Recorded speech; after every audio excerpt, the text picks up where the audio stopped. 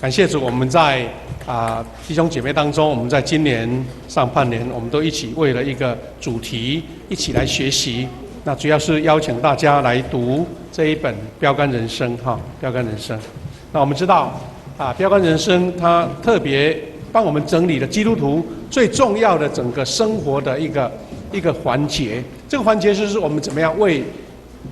生命的标杆来活，那最5大目标，我们一起来努力。那我们已经进到6月份，6月份就是最后一个单元，就是我们要为传福音而活。我们在领受话语之前，一起来祷告。结束，我们感谢你，让我们一起领受神的话语。主啊，我们一起敬拜你，愿你圣灵亲自感动我们，将你的话语启示我们。因为我们知道，我们人是有软弱、有不足、有缺陷，以及有限制的。但是圣灵在我们当中，我们就要看见你在我们当中做了美好的工。我们会从软弱变刚强，我们会由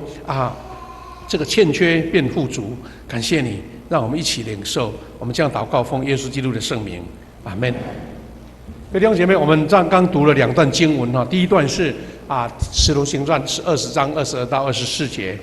他这边有提到保罗这样讲，他说：“现在为着顺服圣灵，我要上耶路撒冷去。”表示他还没进入耶路撒冷，但他是召集了以弗所的教会的长老来告诉他们，他准备去，到底能不能再回来不知道。所以有一种类似自己生命的一种告白。他为什么要去耶路撒冷？他做什么事情？他的一生的目标是什么？他借着给以弗所教会的长老做这样的宣告。那我们从这一段话里面去看见说，保罗他一生为福音而活的一个非常重要的一个告白。所以呢，他说：“我知道哦，不是我不了解，前途茫茫，他不知道。他说我知道，在各城市圣灵都指示我，有监狱和灾难等着我。”各位弟兄姐妹，你想想看，如果你从大学毕业了那个前面的道路是有监狱和灾难等着我，那还得了？你觉得从大学毕业人生遇到这么多苦难，你怎么还能够适应呢？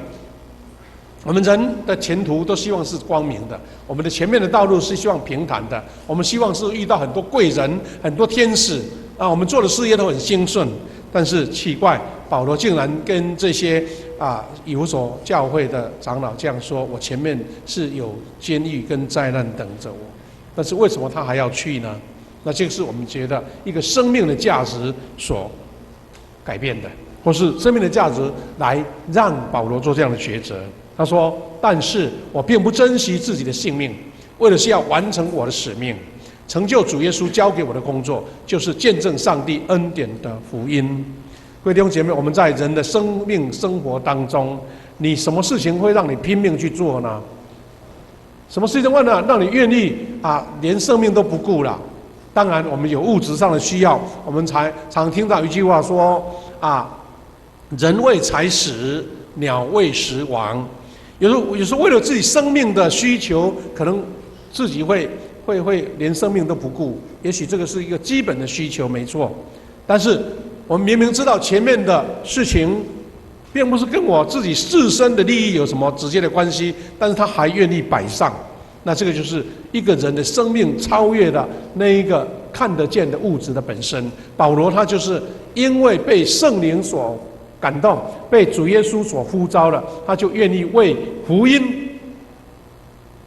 看起来好像是很空洞，对不对？一个名称而已。但是这个福音成为保罗他归主之后整个生命的全部。他不再把万事看作是宝贵的，他说：“我把万事看成粪土。”那一个人有这样大的改变，一定是他真正领受到了。当然，我们的生活当中也有很多人愿意为自己所看为重要的事情摆上。比如说，你为了考上很好的大学，考上好的高中，你可以拼命的读书，你就不嫌那个劳累。那要度孤了，还敢叫妈妈说要帮你提醒一下，或是以前呢，很多的读书人呢，他用很多方法来刺激自己，让他自己不要打瞌睡，真的会好像拼了命在做这件事情。有的人喜欢某种事物，他会拼着命去做，但是连生命都不顾了，就比较傻了。我们可能为了家人，我们为了子女，你愿意摆上一切，付出任何的代价，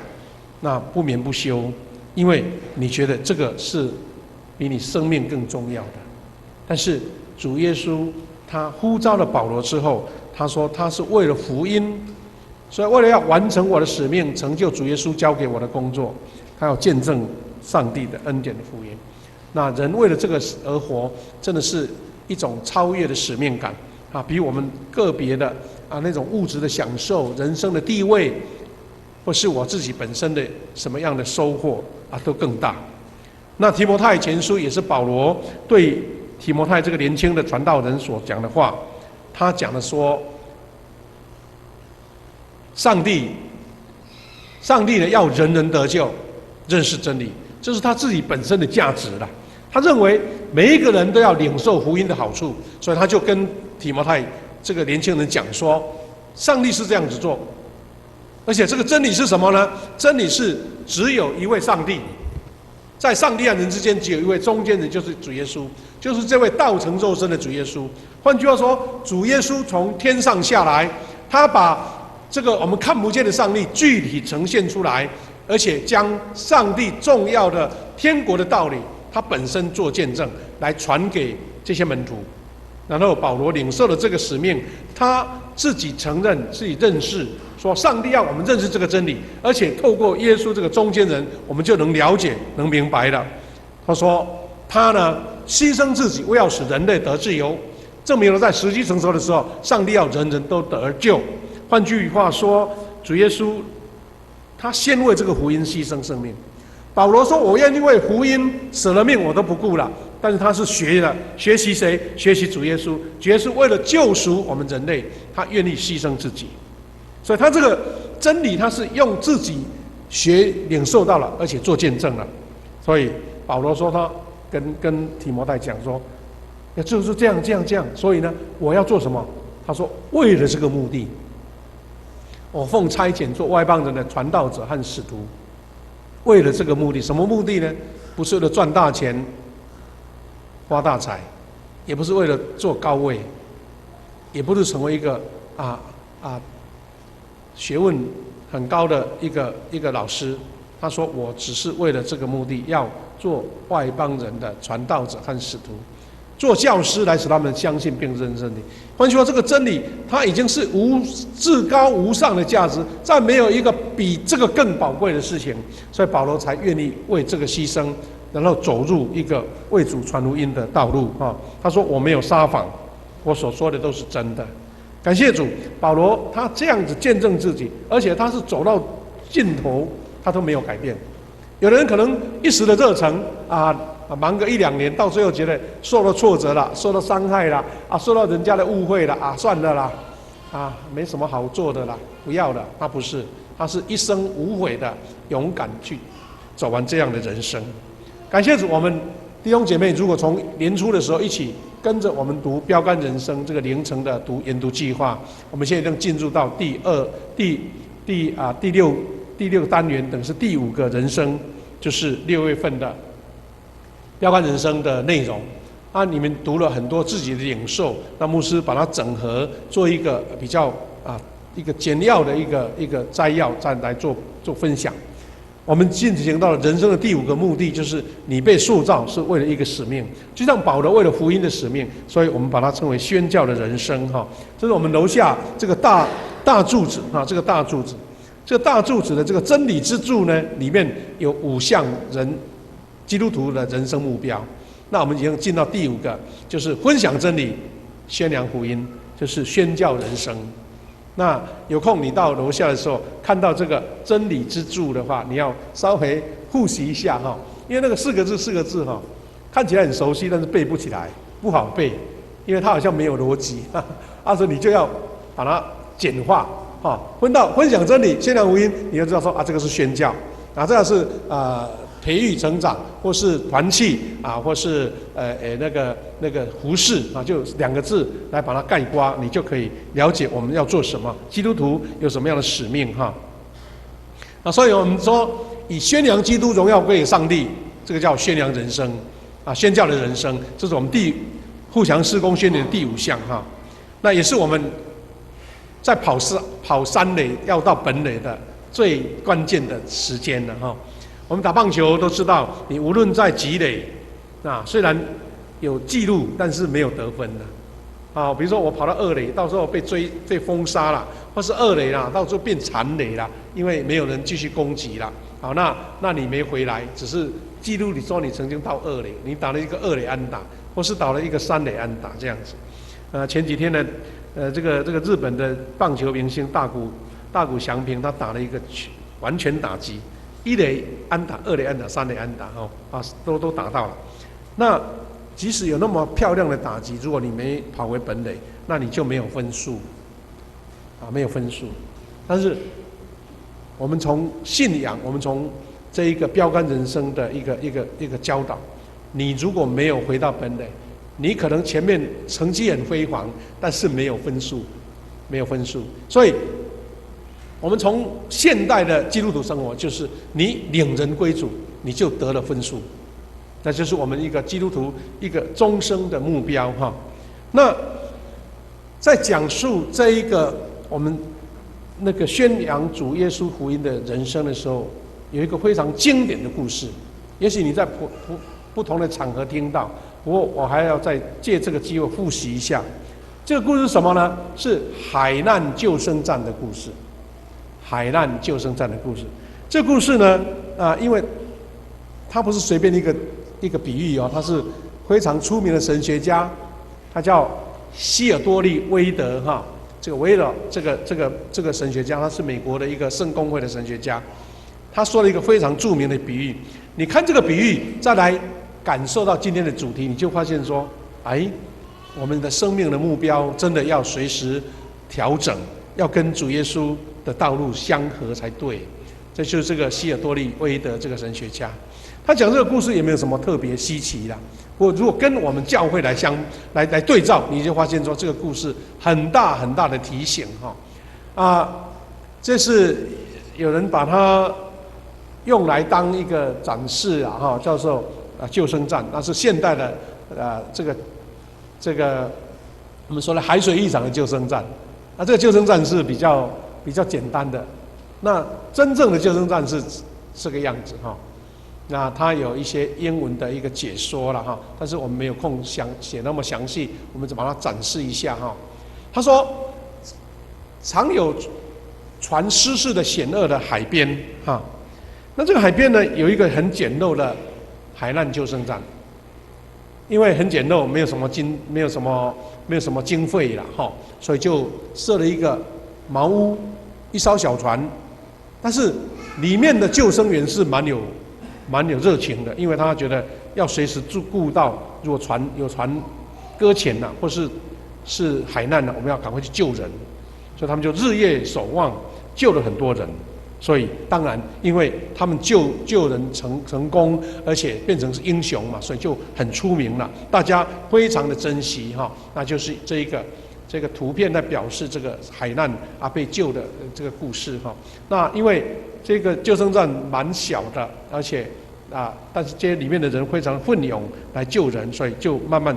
成功了，慢慢被知道了，被消息披露了。所以呢，很多人就开始赞助经费、奉献，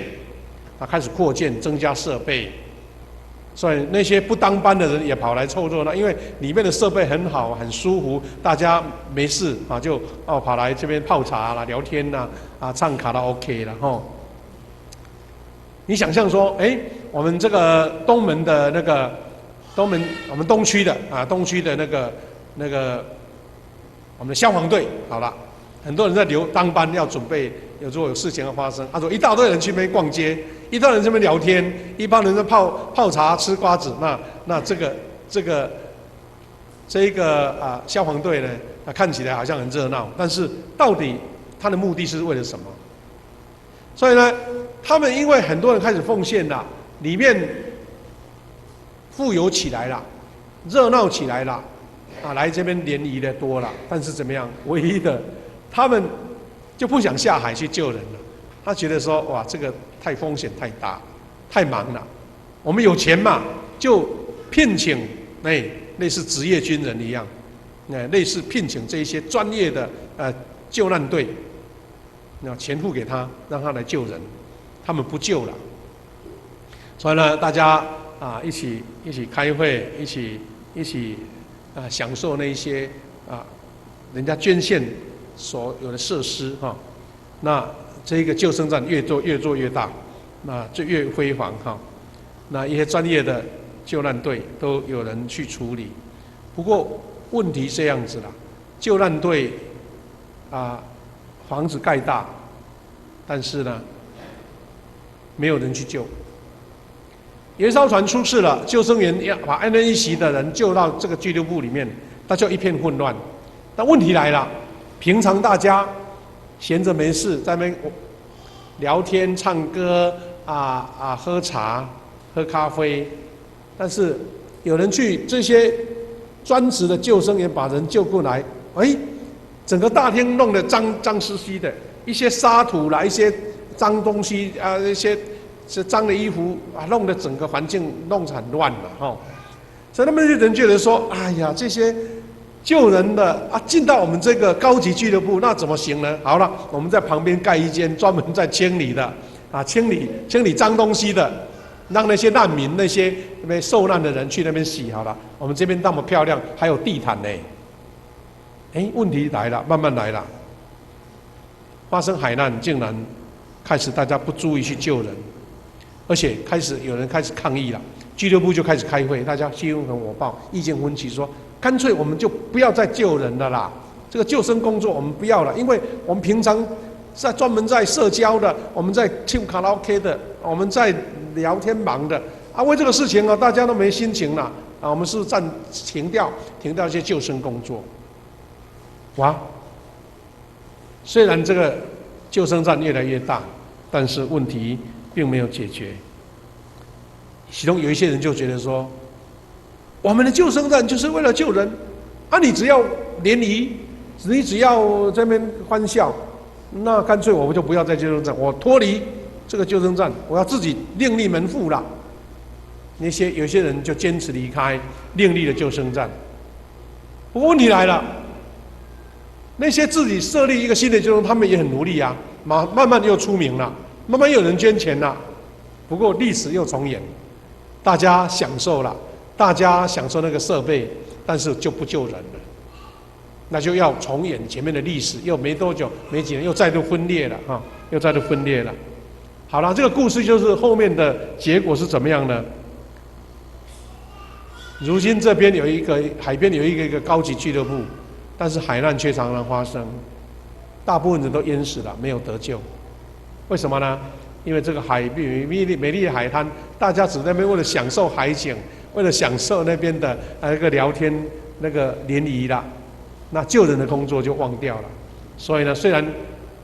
这设备很好，但是救人的那个效果比当初的茅屋还差。船难发生了，但是没有人救到最后是很多人就被淹死了。这个神学家讲的这个故事，他不是讲空白讲，随便乱讲。你如果从这个故事的角度，事实是有这个情况会发生了。但他不是讲这个故事，他是为了讲这个，讲什么呢？有一天，我们的教会如果不传福音，你不积极从事抢救灵魂的工作，有一天你就会变成海难救生站一样，虽然豪华高级，里面的人穿着整齐，非常的亮丽，但是你只是在联谊，你只是在高兴享受所有的设备，然后你不救人，成为一个高级的海滨高级俱乐部，那就是非常讽刺了，对不对？原先主耶稣所召集这群门徒，他们为什么要逃难到安提阿？他们为什么要到各地方去传福音？因为他们觉得神给他这样的使命但是后来教会成为国教之后，成为罗马政府认定的教会之后，最后这个教会变成一个掌权的地方是一个高级权力、有钱有财的地方在中世纪，我们为什么会把它称为是一个黑暗的世纪？是因为那些神父、那些主教，他们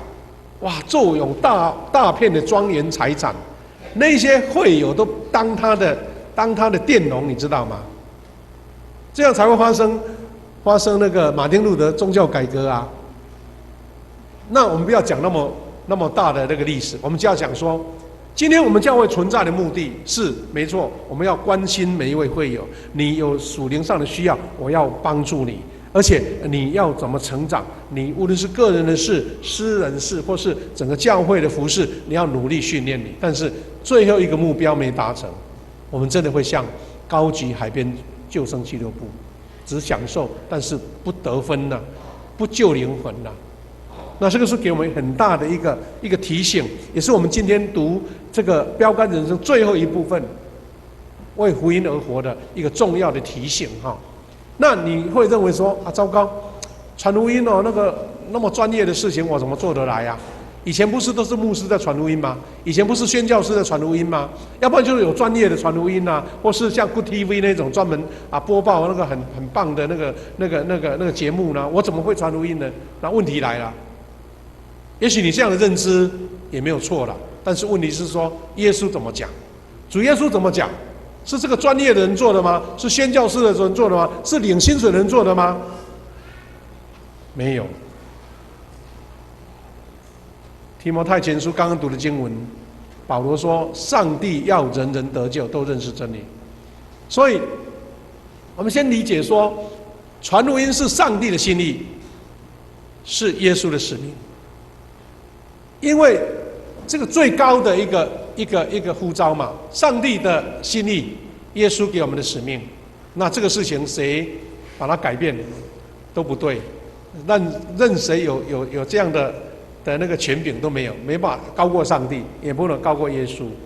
那耶稣用什么策略完成大使命呢？他是差遣门徒，世世代代，每一个门徒，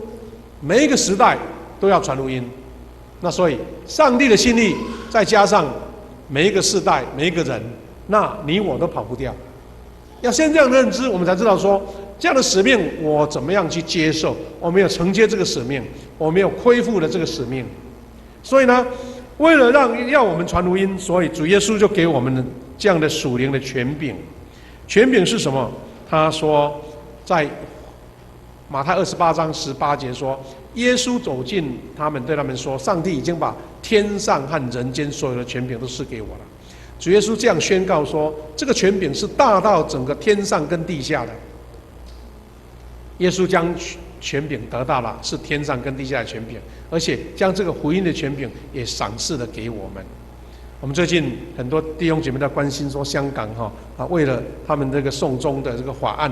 哇，不得了，100多万人跑到街头去。但我们不是讲那个实际现象，我是说，香港他们的政府想要把这个法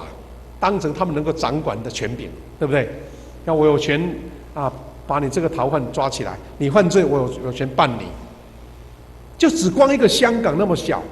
他的权柄就被人家抗议了，对不对？哇，就觉得这个权太大了，不行。但是我们竟忽略了主耶稣说，天上地下的权柄都在我身上。我们就不把它当成一回事，那就差异太大了，对不对？一个权柄，香港的政府要一个权柄，那100多万人去抗争但是我们知道，耶稣的权柄他是没有办法有人超越的，除非你不愿意当基督徒。所以呢，马太福音16章18节到19节耶稣对彼得说的，他说：“我告诉你，你是彼得，是磐石。在这磐石上，我要建立我的教会，甚至死亡的权势也不能胜过它。”我们教会被建立了，为什么？我们说教会是在地上，上帝国在地上的代表。为什么敢这样夸口呢？人家盖一个大楼，说我是代表上帝，不行吗？人家设立一个非常庞大的机构，说我代表上帝，不行吗？为什么只有教会？是因为主耶稣亲自授权的，他给彼得讲说：“你是磐石，我在这个磐石要建立教会。”所以等于彼得跟这些门徒去传的福音所建立的教会，才是唯一合法主耶稣所授权的，是主耶稣有他的政治标记的。其他人假设其他的名义都不算，即使再庞大都不行。换句话说，这个权柄也同样，我们奉三一上帝所设的教会，他的权柄同样在我们身上，只是我们有没有看重他，我们有没有领受他这个权柄。耶稣还跟彼得说：“我要给你天国的钥匙，你在地上所禁止的，在天上也要禁止；你在地上准许的，在天上也要准许。”这个权柄大到主耶稣的授权呐，这授权是只要你奉着主耶稣基督的差遣，你们所做的事情，连天上都认同。那你看，我们基督徒领受了这个福音的大使命，这个使命是权柄大到是天上地下的权柄，是天国的钥匙的权柄。那你不看重它吗？这是我们一起要为福音努力的原因。好了，那我们得到这个权柄，用不用是在你身上。那还有呢，我们是一个福音的范围我们这个熟悉的经文，耶稣跟门徒说：“所以你们要去，使万国万民都做我的门徒，奉父子圣灵的名给他们施洗。”万国万民，不分种族，不分男女老少，不分任何身份地位，只要是神的子民，都要成为神的门徒，而且为他们施洗，而且还怎么样？他说：“圣灵临到你们的时候，你们要充满能力。要在哪里呢？他范围大到什么程度呢？他说：耶路撒冷、犹太、撒玛利亚、全境，甚至到天涯海角，都为我做见证。”这个范围是我们可能一生都达不到的范围，都包括在内。整个主耶稣的给你的任务范围，可能一人一生都达不到，但是万民，你所有的百姓、所有的门徒都要达到了。所以呢，如果说我们从福音的范围来做比喻的话，他说耶路撒冷其实就在指我们的地区了，我们的社区、我们的城市。你要在耶路撒冷传福音，等于就是说你要在台南市，你要在东区传福音这个是第一个。第二个，你要到犹太全地，犹太全地代表什么？代表我们整个台湾这个国家的范围。这是我们一起有效政府管辖的范围，就是我们的犹太全地。你要在这个国家，在乡村、在海边、在城市、在山上，好，你要为耶稣传福音。再来扩到什么地方？叫撒玛利亚。我们知道撒玛利亚是跟犹太人是有同样的一个种族背景的，但是因为后来呢他们这个以色列亡国之后呢，他们跟其他的族有一些通婚啦，就是不纯粹啦，所以被犹太人排斥啦。那基本上有一些宗教习俗跟语言都类似的，这个叫做近文化地区啦。所以你听到耶稣给你这个命令，你设定成你自己在台湾，你就知道说，我要在我的台南市，我要在台湾这个岛。再来，我们要在附近的，比如说特别是中国这个区域，很多语言都相通的。你知道我们自从中国在6·4天安门事件以后，就慢慢也开放了，对不对？经济开放了，很多台湾的基督徒都到那边去传福音了。有的是事业家，他那边开工厂，平常是工厂员工，但是礼拜天变成这些员工就是他的教会的基督徒门徒，因为他们不能抵挡政府的那种高压的统治他不能公开设立教会就是设立成一间非常棒的一个公司，那些员工就是他的会友而且我们很多牧师，很多有使命感的弟兄姐妹都去那边传福音，他们化成不同的身份有的是当老师，有的是当销售人员，反正他就为了要用尽各种方法把福音传出去。感谢主，这些近文化了，日本韩国东南亚，这是我们附近的亚洲的种族，就是我们所谓的撒玛利亚。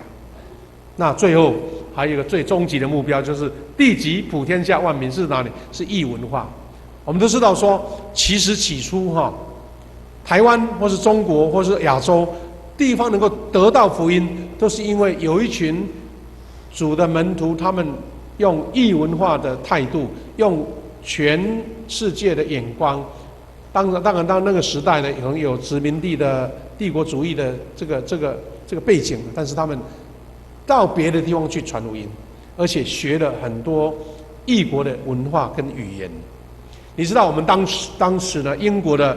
宣教师来台湾，他们为了要对大部分是就是讲那个台湾话，那个闽南话的台湾人传福音，他就在厦门呢用心学那个闽南语，学厦门话，学到一个程度了，才在台南这个地区开始传福音，在高雄登陆这些都是他们在异文化当中努力学，而且学到什么的地方，学到很到位像那个马街呢，他为了要传福音给当时台北淡水的那些居民，他不会讲台语呀，怎么办？他跑去那个，你知道淡水有一个山坡，对不对？像淡江大学上面有一个山坡啊，他就在上面很多在养牛的那些牧童就跟他们聊天呢，可能送他们一点糖果怎么样，就跟他们聊天学他们的台语。那些牧童哇，叫高拐，有的时候讲的话还是粗话呢。那个马街学的那些是比较粗俗的话，他讲出来会有笑死了。说你怎么可以学这种话？因为那些顽皮小孩讲那些比较粗俗的话让马街学了。后来他慢慢改正，去请一个学那个上过私塾的他本身呢有学过汉文的来教他这样子。那我们台南更不得了，当时的那个巴克里牧师在神学院当院长，他为了要让所有的这些市民、这些基督徒能够读圣经，他就把圣经翻译成白话字、罗马拼音的，他念出来就念出台语了，而且那个台语非常道地，现在还在用你是他那台语堂的，这些台语都还在用。那这是巴克里牧师跟当初好几位有这样的恩赐的台湾的那个基督徒一起翻译出来。后来另外一位宣教师就是甘伟林牧师，他甚至邀了好几位非常棒的一个在地的基督徒，编了个字典，叫做甘伟林厦门音字典。其中还有一位帮手是我们教会陈辉章长老，我们恒毅弟兄恒毅执事他的外曾祖父叫做陈大罗，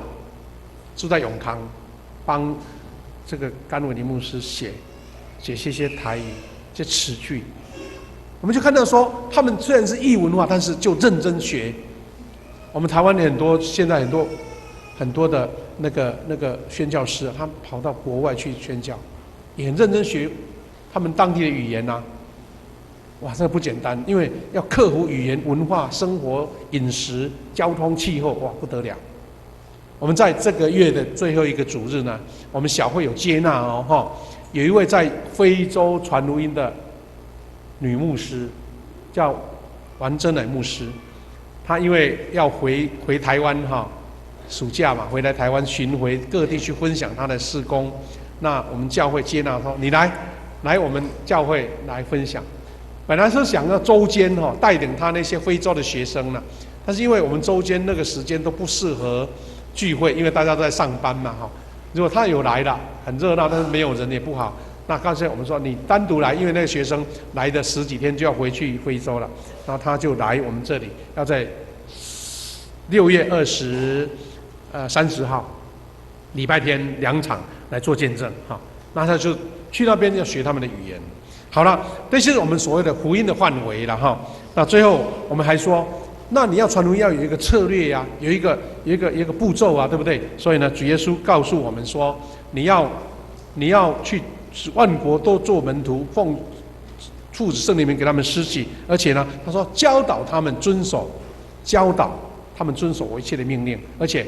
我要常常与你们同在，直到世界的末日。所以呢，我们可以看到说，整个传福音有一个步骤的，有一个策略的，有一个方向的所以我们要实验使人做门徒。所以我们现在传福音不是说你来信耶稣，好当一个挂名的基督徒，没有是要当门徒的。所以我们现在去年开始推动那个幸福小组，我们就训练这一群弟兄姐妹，他经过8周的一个幸福小组的学习，愿意接受主之后，我们在今年年初就开始带领他进入门徒训练呢。我们现在门徒学校的上已经结束了，现在正是在进行下。等到他们这些人去年受洗，今年加入这个门徒学校，我们就开始训练他说：我们等到9月，我们的第3期的幸福小组，你就要当同工了，你就要当门徒了，开始学习传福音了。因为这些刚信主的人有最大的优势。第一个，他自己亲身的经历是最好的见证，对不对？我以前不是基督徒，我现在热心成为基督徒，我这个见证是最好的说法，最好的说服力，而且跟我旁边的人最容易让他们知道，感谢主，然后建立教会，然后造就门徒来变成门徒，这是我们教会采取的一个幸福小组的策略，这个原因哈。那我们说我们有什么能力呢？是因为我们宣扬福音的能力是靠着圣灵的能力。耶稣对门徒这样应许说：圣灵临到你们的时候，你们会充满着能力，要在耶路撒冷全境。这些我们刚刚一再重复的经文哈。所以我们需要有圣灵的能力，因为靠自己的能力真的有限，而且你怎么用你的话语感动别人呢？因为圣灵同工，因为你为这一位你关心的家人也好，你的同学也好，你的好朋友也好，你的邻居也好，你的同事也好，因为圣灵动工，你所传的福音，你的见证的能力才能影响到他。不是我靠我们的口才或是我们好像会唱作俱佳，他要信耶稣是因为圣灵在工作。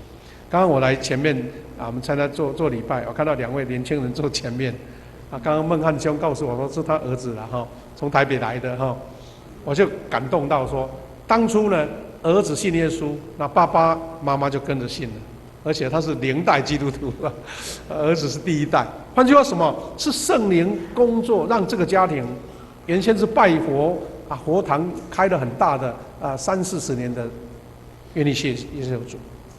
圣灵工作在这个家庭里面，你的家是不是也愿意接受圣灵的工作？不是靠自己的口才。或是用爸爸妈妈的权柄说你不来教会就怎么样，哇，不行，是因为有圣灵能力跟见证的能力。那我们为什么会那么勇敢呢？是因为主耶稣应许说我要跟你同在，主要同在。刚刚读了28章20节说，记住我要常常与你们同在，直接世界的末日。所以各位弟兄姐妹，我们一起在借着标杆人生这些美好的教导，我们一起来学习福音的宣扬跟扩展。它是一个脉络的，是一个角度的我们如果看这些故事就知道说，这个福音的宣扬跟扩展呢，它有一个历史的因缘第一个，它是从耶路撒冷传到安提阿，然后再来是地中海4州，就是保罗那个时代，初代门徒的时代。你知道保罗最远曾经传到西班牙他在地中海那个时代2000年前，竟然他坐那个没有什么动力的船，只是帆船，竟然能够在地中海，好像他家的院子一样，跑了好3趟、3-4趟，真的是不得了。然后门徒他们逃跑到安提阿，保罗、巴拿巴一些人就去那边建造这个安提阿教会，所以基督徒从安提阿开始，然后好像这一间教堂这越盖越好，越来越进步了。又圣灵指示说，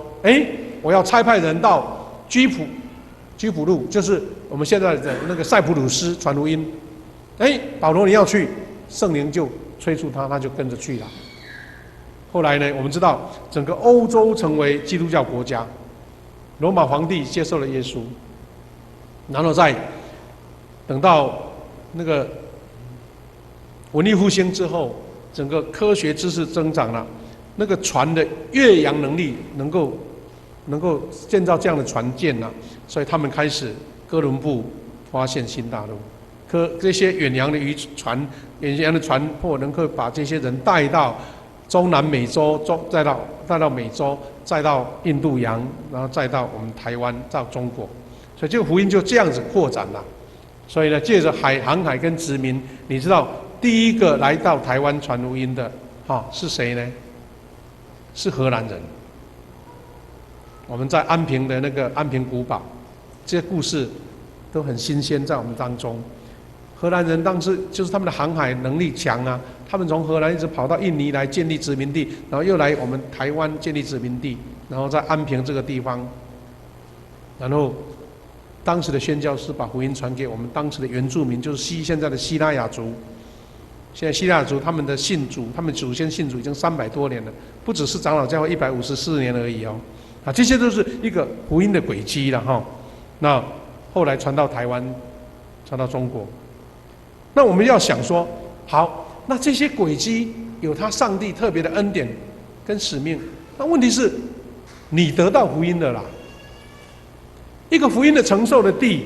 台湾也好，中国也好，东南亚也好，那现在是你领受到福音了，所以我们要把这个棒再接下去。福音能否从你扩展到社区、你的办公室、你的人际圈？这才是我们一个努力的方向跟目标，因为你承受了这个使命嘛。所以我们期待，我们用一种策略，就是我们的幸福小组，有一群有经验的，或是有一个模式的，或是有一个步骤的，我们一起接受操练，然后邀请我们所谓的办公室、你的社区、你的人际圈、你好朋友，让他得到福音的好处，因为你引导他们信主，你就是跑到本垒，你就得到了分数了。这是神给我们一个命定，所以期待我们在7、8月就开始要筹备了，到9月就正式开动。我们希望我们许多弟兄姐妹愿意加入这个拯救福音的行列，因为你开的不是一个高级享乐的俱乐部，你是开了一个救生站，你要救灵魂。期待我们每一个人都有份于你从你开始传福音的工作。